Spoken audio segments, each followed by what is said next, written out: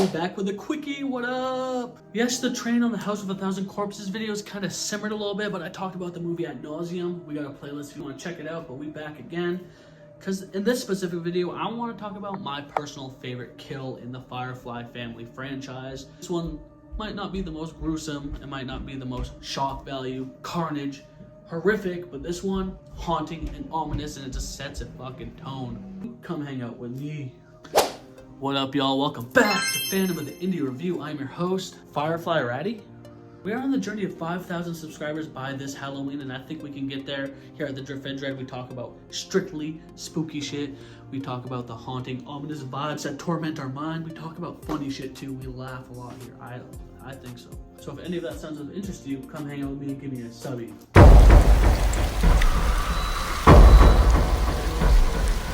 So this specific scene at hand we are talking about is the infamous scene when Sheriff Wydell and his deputy, played by heartthrob Walton Goggins, show up to the Firefly house on Halloween day. Denise, the troubled young girl, and her friends are held captive in this maze of macabre, this Firefly dungeon, and her father, who she talked to on the phone the night prior, starts to worry. So he goes to his old homie, he goes to the police chief, and he's like, yo, my daughter's missing. I know it's Halloween night, but they say they were here near Rugsville, and I'm worried. So they send out a patrol, and they find their car abandoned and ruined in the middle of a desert, in the middle of a fucking acrid-ass field. And as they ominously pull up, they pop the trunk, and they see a brutal dead body all tied up, carved up, decimated. And this leads them to Captain Spaulding, you know, the infamous Captain Spaulding, played by Sid Haig, the brutal master of the mischievous. And that's what I love about Captain Spaulding's character inherently, is that he, this whole time, like, even though he is dark and wicked, and that intro scene just does say a lot about how brutal he is, like, you do kind of like him, and it's like, that villain you love to hate, he's sardonic, but evil. But also at the same time, you don't quite really know how rooted he is into this family until later on in the movie and in the series. But they go to Captain Spaulding's Museum of Monsters and Madness, and they talk to him. They're like, where did you send those kids? He's like, shit, I just told him the old spooky lore about fucking Dr. Satan. I gave him some fried chicken and I sent them out on their way. So when you watch this movie, you're like, dude, like, shit's about to go down. So Sheriff, the deputy, and Denise's father show up to this house again. Such a haunting, powerful aesthetic. I love the look of this location. And as they're snooping around the house, they split up. Sheriff goes to the front to do some deep digging. The deputy and the grandpa and her dad go to the back. And this is the scene that really impacts me the most. I feel like it is the most awesome and haunting.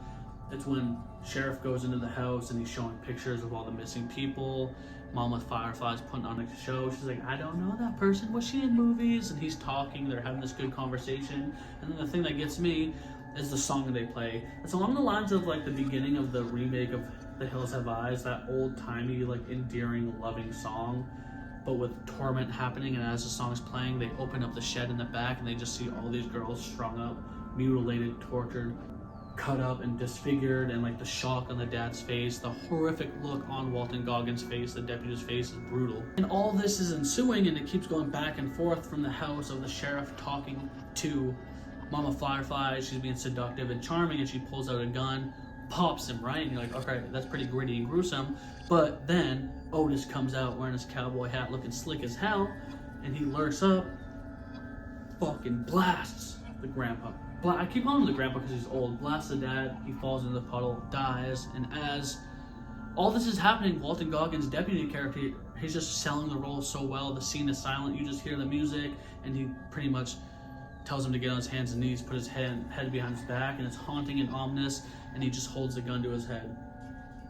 And the solid anticipation of this kill alone is what makes it vigorous and gut-wrenching. It's so realistic, it's so violent. Like, again, it's not the most unhinged, scary scene of this movie, but it's very impactful and very startling, and he kills him.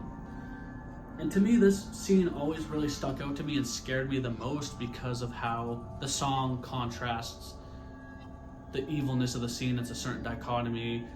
Walton Goggins' performance, I'm glad he's one of those actors that blew up later in his career, and then just the anticipation of him getting shot in the head and killed, it's just so haunting and bone-chilling all around. But alright guys, thank you so much for watching. If you want more House of a Thousand Corpses, Rob Zombie, Firefly family content, let's get this to 100 likes. We can do it. We turn it up in October. Thank you so much for watching. Please subscribe, give me a thumb, or hit that ding-a-ling button, harass me, tell me, hey, it's me, I'm here, and I'm gonna say it one time for the one time, two time for the O's, give me a hell yeah for 4. Yes. You're the one who said I love you too. Waddell, over! From making a certain prescription, so this leaves up to the kids to exact revenge. You know, they pull their cameras, they're like, we're gonna make a documentary, we're gonna film this, we're gonna find out the truth. They go to the local pharmacy, start filming. The pharmacist